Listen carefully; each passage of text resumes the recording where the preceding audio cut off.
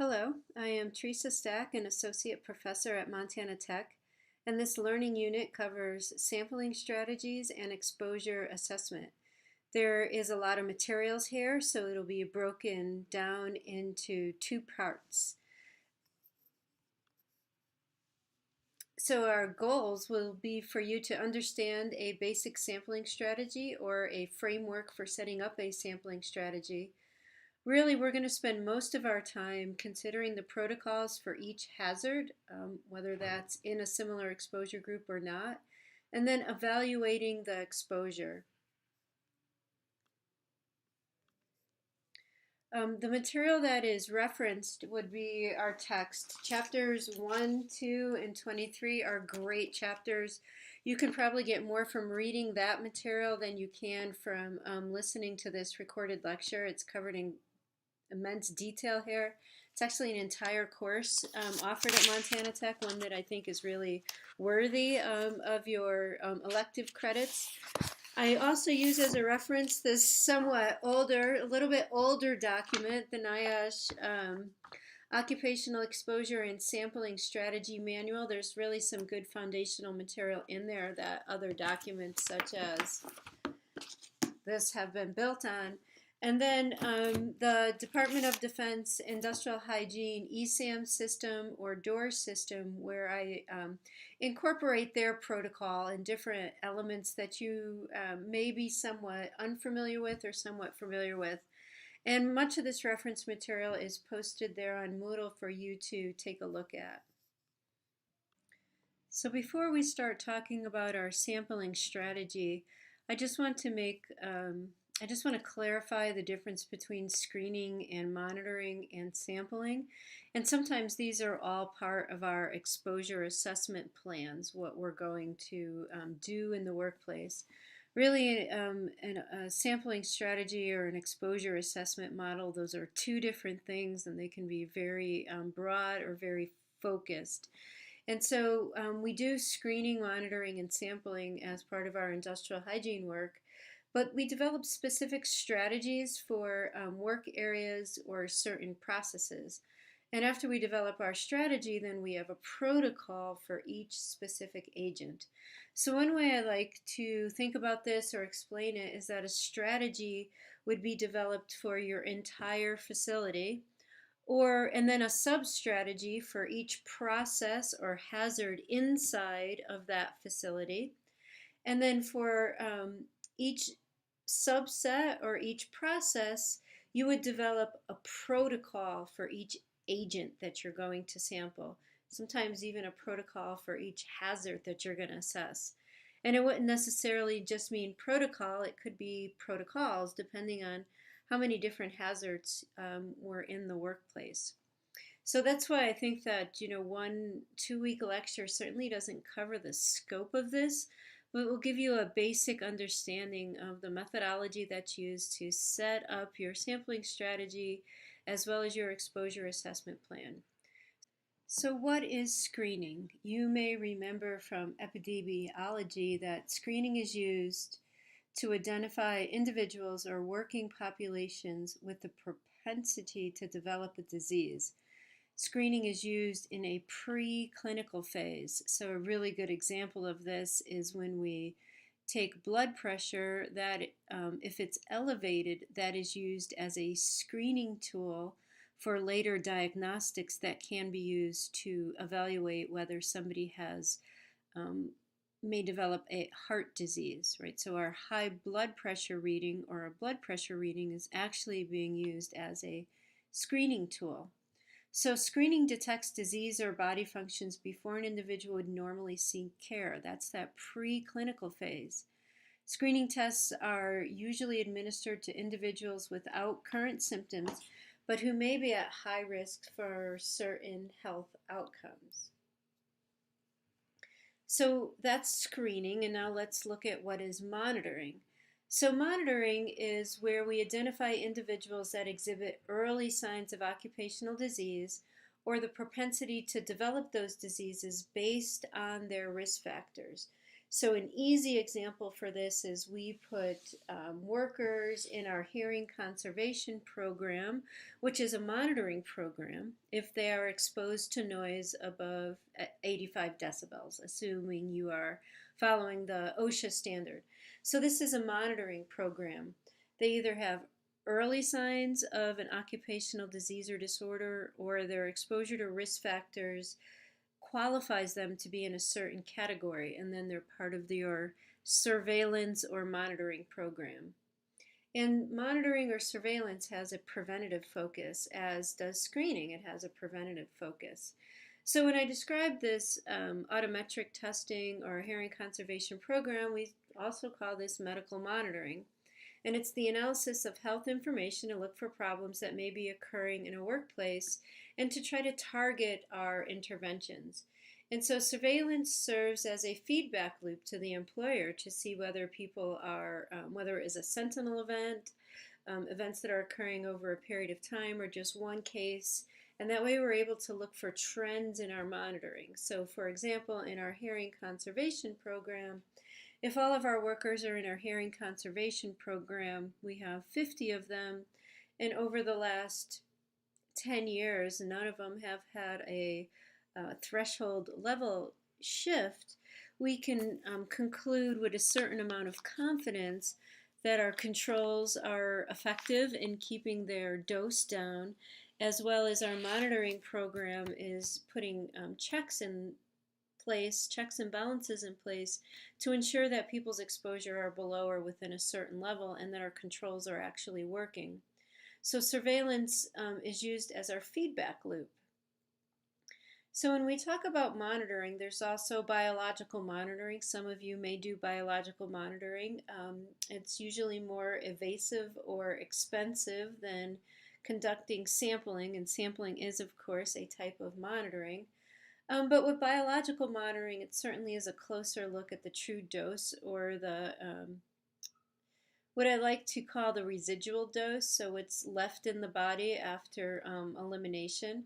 Sometimes you measure the body burden levels directly, and other times it's a metabolite or a body or a biomarker of the exposure or a biomarker of the effect.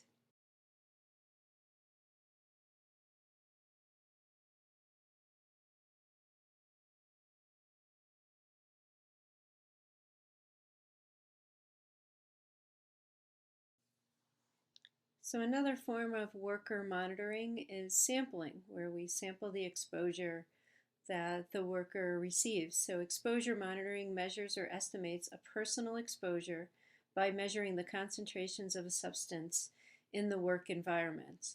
And so just as a reminder, what we measure in the work environment is a surrogate for dose. We truly don't know what the dose is that a worker is receiving unless you're doing biological monitoring, or of course noise sampling, where you were wearing a dosimeter.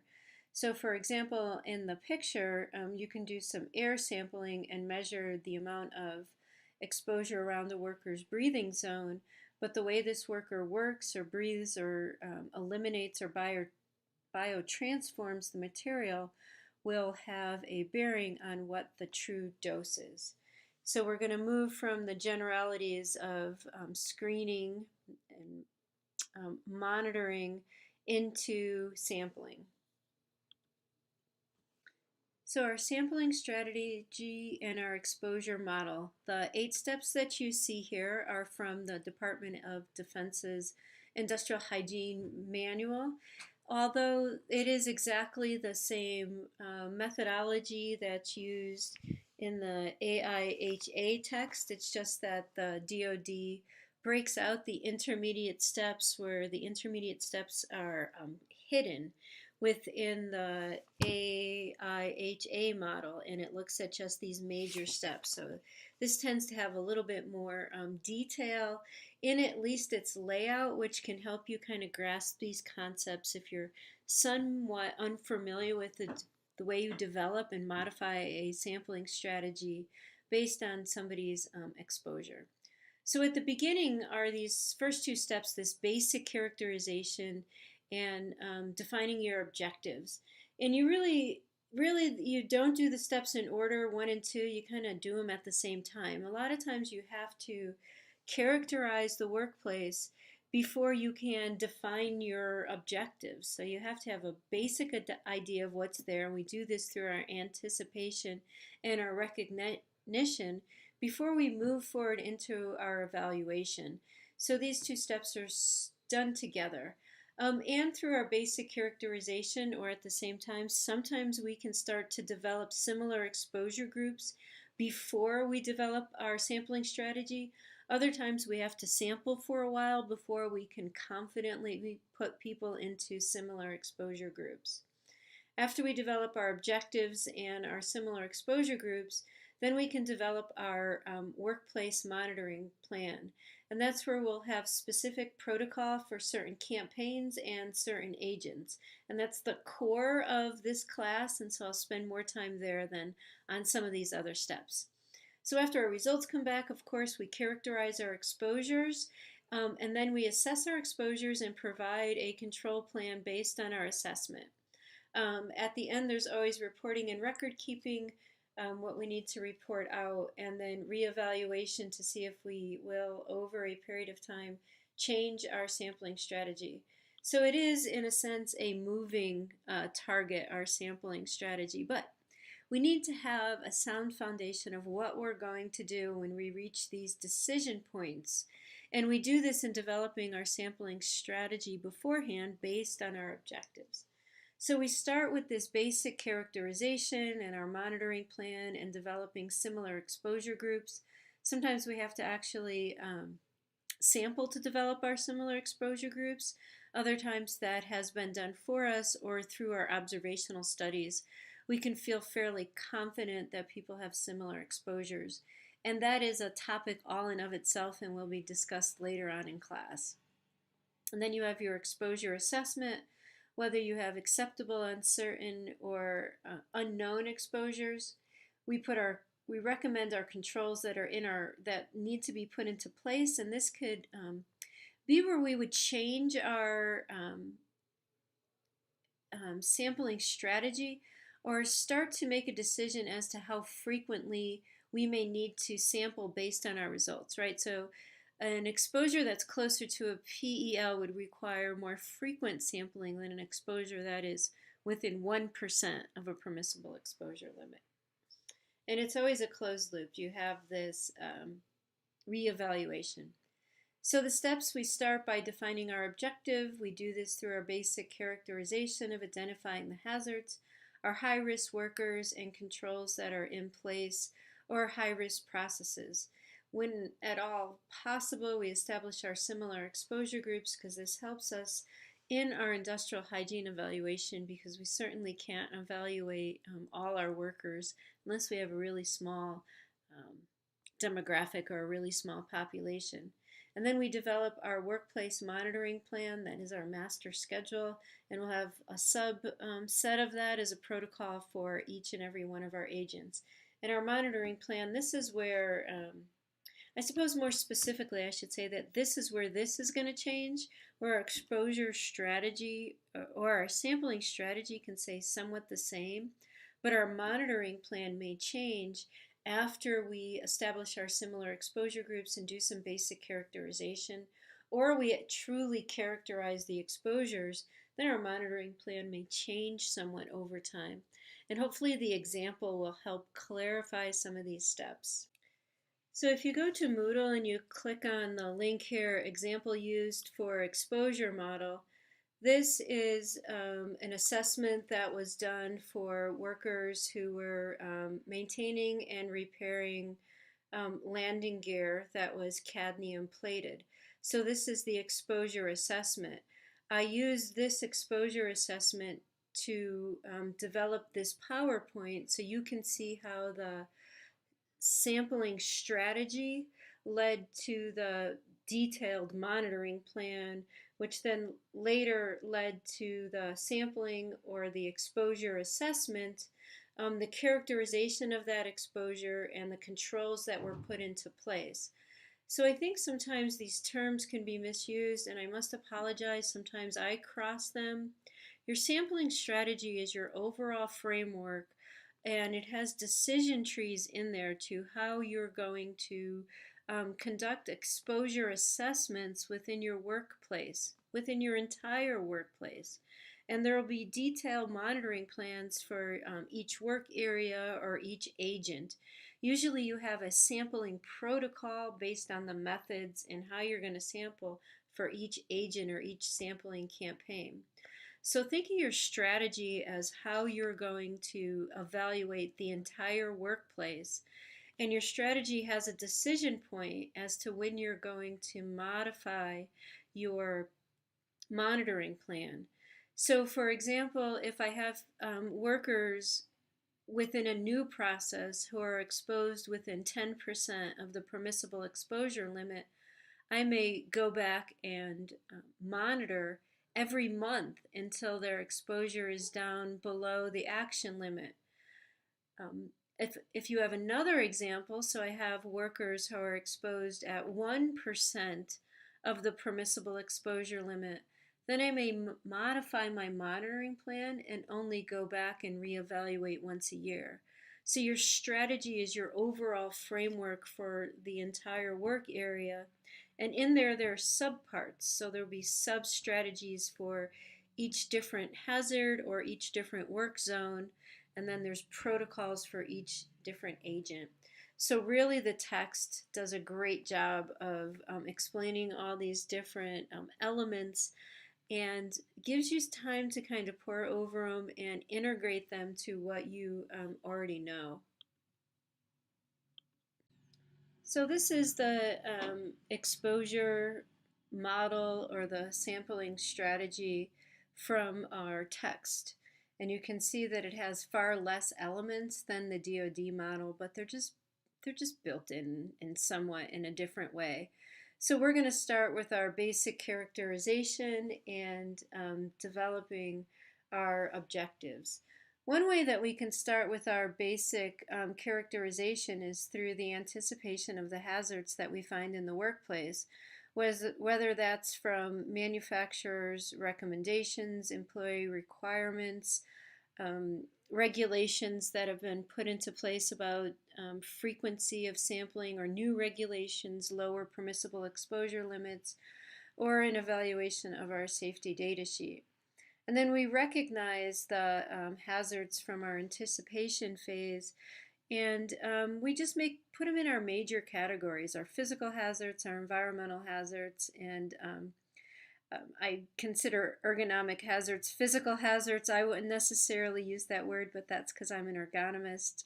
Ergonomics is the solution, not the problem. And then the next step would be in our evaluation. This is where we're setting up our monitoring plan. Who are we going to sample for? How are we going to sample? What controls have already been put into place? And after we get our results, then we can make sure that our controls are appropriate for injury and illness reduction. So basic characterization and developing our objectives. When we take a look at what kind of substances are in the workplace, we really have to think about the way in which they are likely to harm a worker. Are they acute effects, chronic effects, or some kind of combination of both, which usually they are some kind of combination of both. So our acute effects are substances that act quickly to elicit their toxic response, and is it important to control the dose across a single shift. So for example, your 8-hour time-weighted average, or maybe even a shorter period of time, such as 15-minute STLs or sealings. So these are for things which are acute effects, they're fast-acting, and maybe their effects are irreversible, such as hydrogen cyanide. Long-term exposures may be less relevant if there is no accumulation in the body, or if recovery occurs from one shift to the next. So for example, carbon monoxide, you can have an acute effect, but you can recover. Then we're not so concerned with the long-term effects. But for chronic disease agents, it's important to limit the cumulative dose acquired by the workers, and to establish the acceptable exposure parameter over a long time, and therefore we need to sample over a longer period of time. And so that's when we'd be looking at our 8-hour time-weighted averages that can be used to limit the cumulative dose and reduce the effects of chronic diseases. Although usually what we see is an effect of both acute and chronic diseases. So if we're unsure or if we want to be very thorough, we can include in our 8-hour sampling STELs and ceilings, and that ensures that we take into account short-term toxicity and chronic or long-term toxicity.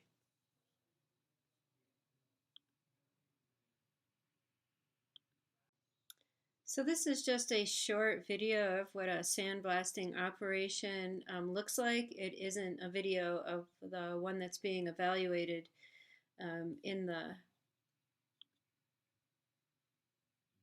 It isn't the one that's evaluated in the report, but it's one that an evaluation that we did in Cherry Point, North Carolina. And these folks aren't actually sandblasting in this situation. They are cleaning up the debris that is accumulated on the ground. But you can at least see the clothing that they're in, the heavy nozzles that they have to use, which is full with high pressure, the heavy air lines, both breathing air as well as compressed air.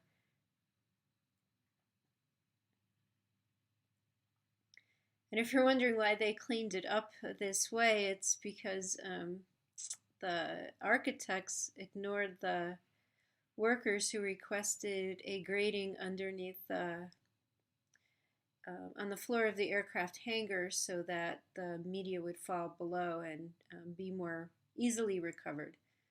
So an example of at least the PPE and sandblasting. So as we begin to develop our sampling strategy, we identify our major processes. For this example, there are 3 major processes: metal preparation, metal fabrication, and metal finishing. So this is a large-scale aircraft maintenance, repair, and overhaul facility working primarily with landing gear components, and it goes through 3 major processes. So within each of these processes, you have sub-processes, right, or subtasks. We have abrasive blasting, acid alkaline cleaning and degreasing under metal preparation. Under metal fabrication is machining, and under metal finishing is thermal spray, electroplating, and painting. So as part of our exposure strategy, we identified the work areas and the subtasks. And then through our basic characterization, we develop a monitoring plan for maybe each one of these subtasks. And it could be significantly different because the risks may be different in different areas. So again, your strategy is overarching and your monitoring plan starts to break it down and get slightly more specific. And this is an example of, it would have been step 1, but it's the acid alkaline cleaning and degreasing process. This isn't a picture from the report, it's a picture from Naval Air Station Whidbey Island, but we were looking at a very similar process here. So we did have to sample in this area as well as sampling that was done with the abrasive blasting. So our basic characterization and sometimes putting people into similar exposure groups means we truly need to understand the hazards and the process. So components are electroplated with cadmium during the metal finishing. And then when you need to rework a piece, so it's come in for preventative maintenance, that paint is removed, and the removal of that paint is done with high velocity particles, whether they're abrasive glass or plastic media that gets thrown against the metal and it chips off To simplify it, it chips off the paint, and in doing so, it creates airborne emissions of not only the media that's being used to remove the paint, but the paint chips itself. Cadmium is one of the agents for which they needed to sample for in this area. There could have been other ones, and so there would have been a protocol for each other agent that was within that work area. But cadmium is a highly toxic metal, and exposure to it is known to cause cancer and target the body's cardiovascular, renal, gastrointestinal, neurological, and reproductive system. Requirements to protect workers are found under different areas of the OSHA standard, either general industry, shipyards, or construction.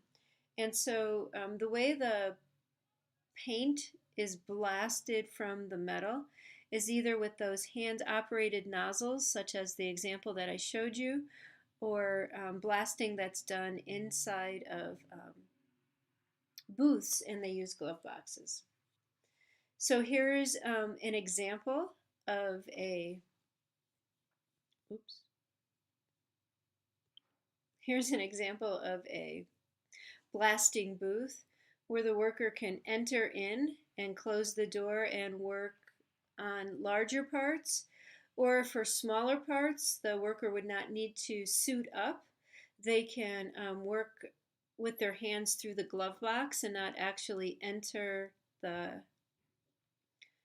enclosure or the enclosure, yes.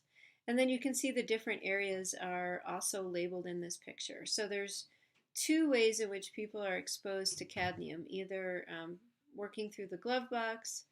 Of course, if there's any debris that leaves the enclosed in workroom, or by entering the workroom itself. And here's another example of working in a enclosure, but the worker is on the outside and they put their hands through these gloves and they're able to manipulate the object and do the abrasive blasting without actually entering the booth. You can see the containment system that's over here where it's capturing the cadmium and the media that's being used, and here's where it's being captured. As a side note, I can't help but say this, but from an ergonomic perspective, these are notoriously difficult for people to work in, as in like sticking their hands in the glove box over long periods of time because of the awkward posture, the difficulty assuming a comfortable seated posture because of all the stuff that's kind of in the way, and the position of the looking glass, or when you look through the glove box through that window, the angle of it and the orientation of it, as well as all the media that builds up on the other side, like the inside, makes these very difficult to work with. But an industrial hygienist, as opposed to an ergonomist, may love the glove box because the exposure is limited. An ergonomist may choose to recommend that a worker gets away from the glove box because of the awkward postures and is in more comfortable body postures when working inside of an enclosed booth.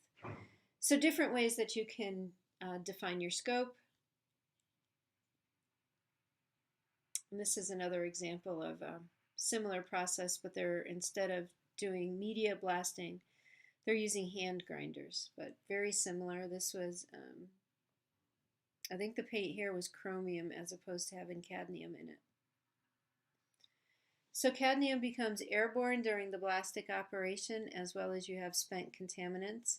So this is where the basic characterization takes a look at who's there, how is the work being performed, how many workers do you have, so which we need to know to choose how many people we're going to sample, what kind of PPE is being used, and what the primary objective is of your further monitoring. So we need to know something about the hazards before we can develop our objective in our monitoring plan. So the organization was the blasting division. They met and coordinated with the blasting division supervisor. We had 14 full-time workers over 2 shifts. That's primary task was Media blasting, they found PPE, media capturing system. Although in observation, dust was present on the outside of the blasting booth, and this individual was lucky enough to have some prior industrial hygiene sampling that they'd be able to use. So the objectives ensure engineering controls are sufficient to limit exposures to the lowest possible dose, and also to monitor for secondary contamination. So primary contamination would be, is the media contained within the sampling booth, and are the workers wearing appropriate personal protective gear to protect them? Secondary contamination would be if the capture system is leaking and the spent cadmium debris or sand is being carried someplace throughout the shop, or in being drawn into parts of the shop that aren't protected through a ventilation system. So primary, secondary contamination. So through the basic characterization, they evaluated the monitoring data for potential overexposures, and they saw that the time-weighted averages exceeded the OSHA action limit and PEL. So this was from primary evaluations where workers were actually being sampled. They did wipe samples that indicated that cadmium was on the outside of the shop, and that there was definitely an inefficiency between the engineering and the administrative controls. So samples were previously collected in 2007 by a certified industrial hygienist. The samples were analyzed by an accredited lab, and all the supervisors and abrasive blasting workers were informed of the results. So this is part of the basic characterization, because this is what was done before the new monitoring plan was put into place. So we have an idea that people have been informed. If we take a look at the samples, we can see whether they have been collected in a way to minimize errors. And it looks like samples were collected in 2007, which might be quite a long time ago if the results were being analyzed in 2015 or 2017. Also, part of our basic characterization is to review what kind of workplace controls were in place. Here it was a downdraft system, as well as reviewing the work practices. And this is definitely part of the exposure assessment. It's a comprehensive task. I think sometimes this is missed, and we get focused on our air sampling, and we forget wipe sampling, personal protective equipment programs that are in place, what respiratory protection programs, as well as decontamination, potential issues with laundering of uniforms, housekeeping, hazardous waste management, preventative maintenance, as well as training. So this is also part of an exposure assessment plan. Of an exposure assessment strategy is to look at all the work practices as well as the hazards. And there is a report that's posted on the web from the Department of the Navy where you can see how each and every one of these areas was reviewed using a different setup than we're looking at here today. So here's an example of the understanding the process as well as the engineering and personal protective equipment as well as administrative controls that may be put into place.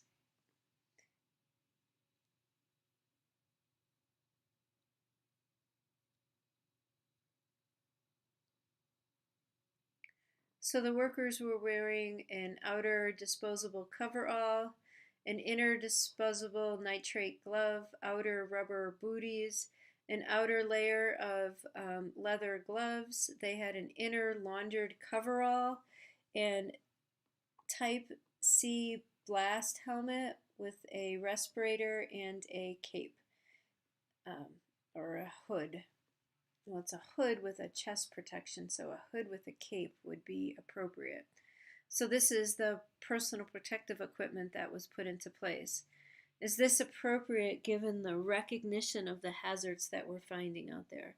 Is this what's being recommended to protect people against cadmium? That's the question.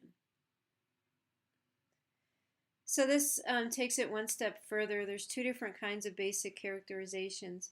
Either you assess the hazards at their source or you ID potential exposures. And the path you take is based on what your true objectives are. So step 1 and 2, basic characterization and develop your objective. Step 3 looks at whether you can put people into similar exposure groups or not, so that you can evaluate those people with a single exposure profile. So you identify both representative people, and then you can identify high-risk people as well, and conduct 2 different types of sampling: your worst case and then your random selection of people who are representative. And there's a much longer module on developing similar exposure groups. So for our example, they had similar processes. So the 14 people that worked in this facility both worked in the downdraft booth and with the glove box. All workers were cross-trained to be able to do both jobs, and therefore it was felt that they was highly likely that they had very similar exposures, and therefore the 14 people were able to be aggregated into a similar exposure group. They all did both jobs, they all performed the tasks in similar ways, and they both did work in the downdraft and the glove box situation. So step 4 is developing your workplace monitoring plan. And this is really where I enjoy doing industrial hygiene practices, coming up with a plan of what you're going to sample for and how you're going to sample, and then implementing your plan, because it's so fulfilling to have the data at the end of all this planning and use it to evaluate exposure or not. So you can have a protocol for each hazard as well as a protocol for each method inside a hazard. So for example, asbestos can be evaluated with 2 or 3 different methods, and you may need to use them based on your sampling protocol. So the data that you need is, can you put people in similar exposure groups or not, or do you just put them in exposure or hazard categories? And what's the purpose of your monitoring for your similar exposure groups or your hazard categories? That should have been already previously defined. But just kind of keep in mind that we have these short-term effects, long-term effects, and then the combination of our short and long-term effects. And then you document your procedures, or I call this your protocol for measuring the exposures. What methods you're going to use, what media you're going to use, how you plan to calibrate, as well as when you actually sample how you calibrated. The number of measurements you'll need, so the number of workers that you'll need to sample for, and then the number of samples per worker. So that gets into the type of sampling you're going to do, where you'll sample. Are there certain conditions that need to be present for you to conduct your sampling? For example, like having the workers actually do the task. And then in developing your monitoring plan, you would start to research the occupational exposure limits that you're going to compare your results to. Actually, I believe you would do that in your basic characterization, but you can look at it more specifically in your workplace monitoring plan. And then what kind of analysis are you going to use to analyze your data? This would all be in your pre-planning, knowing what you're going to do. So in developing a monitoring plan, this question comes up a lot. So your procedures for measuring exposures, what method you're going to use with media type, how you're going to calibrate, how you're going to treat those samples once you retrieve them or once you actually sample. That's all part of your monitoring plan, as well as how many people do you need to sample. So this is the number of people that you would need to sample. So if you have a population of 8 people, based on the NIOSH guidance, you should sample 7 of them. If you have a population of 18 to 20 people, you should sample 13 of them. So you can take 13 samples, 1 from each person, or if you took 2 from each person, then that would be 26 samples. or of course 3 from each person would be 39 samples. So this looks at the number of workers that we need to sample, and that's if we're using a random sample to ensure with 90% confidence that at least one individual is from the 10% highest exposure group. So this is a matrix it's a matrix that NIOSH developed, and they have it in their sampling strategy manual, and it would actually be the number of subjects. So just a reminder what 90% confidence means. It means that there's a 10% probability of missing all of the workers that are within the 10% highest exposure groups if we're doing random sampling. If you're doing worst case scenario, you may be able to find them based on your observational data or previous sampling. So the number n, the number of people that we choose, is based on statistical confidence that at least one of them will be within the top 10% of our exposure category. And again, that was from the NIOSH document. So our next concept is how are we going to sample? So are we going to run one sample for the full period, for the full 480 minutes continuously? And that would be a single sample. That gives us a single shot in time. This is something that it seems like OSHA may do if they run their one sample for 480 minutes, or though they could take multiple samples. So if you sample for a full period, but you have multiple samples, this is called consecutive sampling. So if I sample from 8 to 12 and 12 to 4, I have 2 consecutive samples. It tells me a little bit more about somebody's exposure pattern throughout a day. And then grab sampling is piecemeal. It's really of no value to evaluate a time-weighted average, but it can be used for other exposure assessments. And this is the representation from the NIOSH document, which I think really shows you the difference between a single sample, full period consecutive samples, which is what we strive for, partial period consecutive samples, or just random grab samples. And which one's going to give us the best pattern would be this full period consecutive samples. So from our generalities to our specific, looking at our cadmium workplace monitoring plan, we redefined our objectives. So there's yearly mandatory compliance. We're going to evaluate the effectiveness of all the controls that are in place, which includes those work practices, and then validate the previous results. We are sure that we are using a similar exposure group. We know the purpose of our monitoring. We've chose to do full period, so the full shift, consecutive monitoring, so that would be multiple samples per person. We'll use personal sampling pumps following OSHA method ID 125G.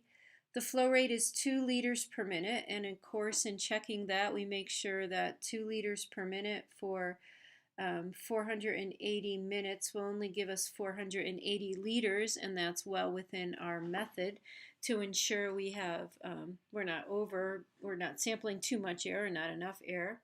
We'll pre and post calibrate and then always send our samples to an accredited lab for processing, and sometimes within a certain period of time. So the number of measurements, we need to sample 3 workers, 2 from the first shift and 1 from the second shift. So these workers were randomly selected, but the number of workers per shift wasn't. We wanted to make sure both shifts were represented.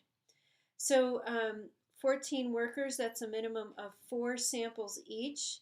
4 samples plus 2 STELs per worker means 6 samples per worker, or 18 samples in total, and our 3 blanks gives us 21 samples that we'll be sending to the lab. We're going to sample in the personal breathing zone and in the downdraft booth, as well as in the open room.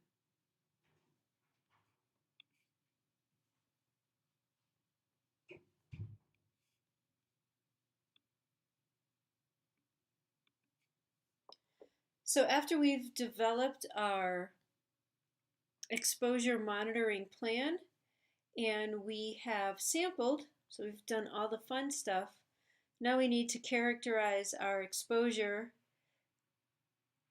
capture any controls that are put into place to minimize exposure, and then develop an exposure estimate. So here are some sampling results. You can see they're set up by date, employee number, whether it was first shift or second shift, and what the 8-hour time-weighted average was. So these are in micrograms per meters cubed. The action limit is 2.5 and the PEL is 5. So if you look down from 2007 to 2008, although we're still above the PEL, which makes sense, that's why we're in positive pressure breathing apparatus, the exposure has gone down significantly. From 2009 to 2010, except for this one anomaly here, this worker number 5 seems to be pulling some high numbers. Our exposure's even getting lower.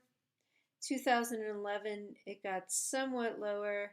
And then we had a spike here in 2012, so maybe a change in our work practices. So this is part of our characterization as well, is looking at what the past exposures were, as well as what the current exposures are.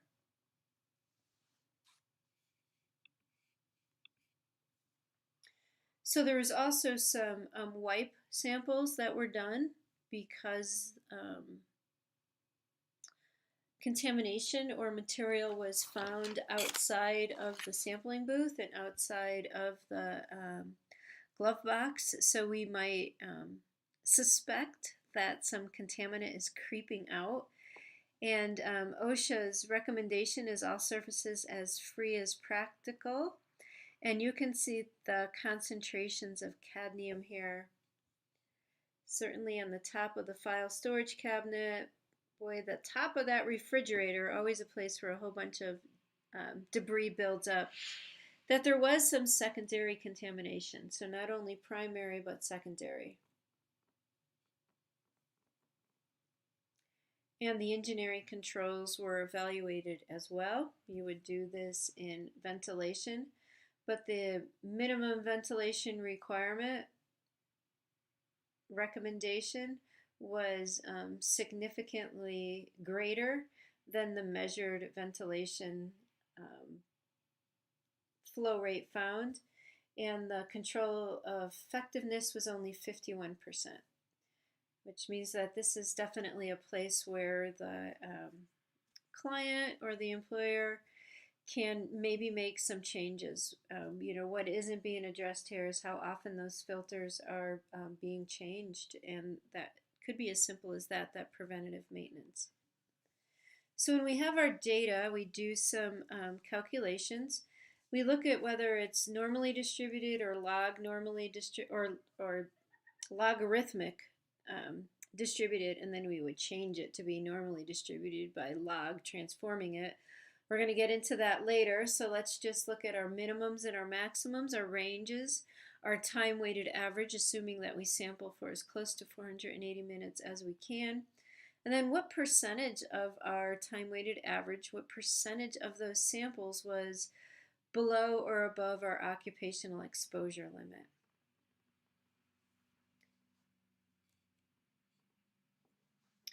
So once we have our exposure rating or our time-weighted averages, we look at what percent are they of the occupational exposure limit. So let's do an example. I think that would be the easiest way to demonstrate this. Okay, so I've added some data. This seems to be the easiest way to look at that.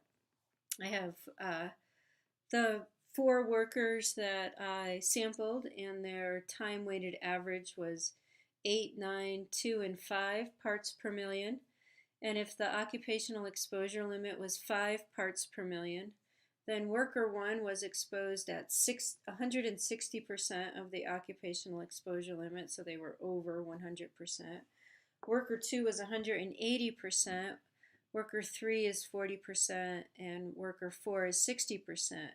And then I convert that into an exposure rating, and you can see that workers 1 and 2 are in an exposure rating 4. They should, of course, be in respirators and engineering controls, and reevaluate to make sure that we have the appropriate respirator. These ones had air purifying respirators. Worker 2 was at, or worker 3 was a hazard rating 2. So make sure that they follow all standards for action limit documentation. NIOSH actually recommends that exposures that are above an action limit but below a permissible exposure limit, that you should sample every 2 months until you can get that exposure down to being lower than your action limit. This isn't always the case, because although their exposure may be at the action limit, we know that, or we're very confident that their personal protective equipment is protecting them.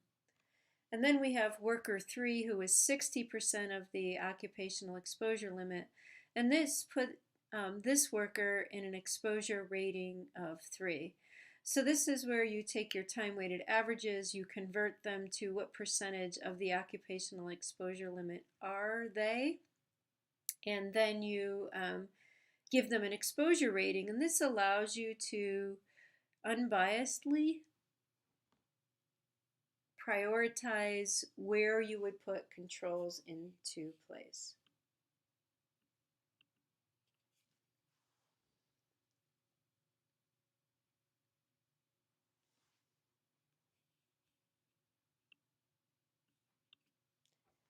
So finally, based on our evaluation, we would recommend some controls. So the recommendations that were made were to ensure proper work practices were being followed, specifically for the laundering of the overalls, and separation of the eating area from the blasting area, and cleaning of that area as well.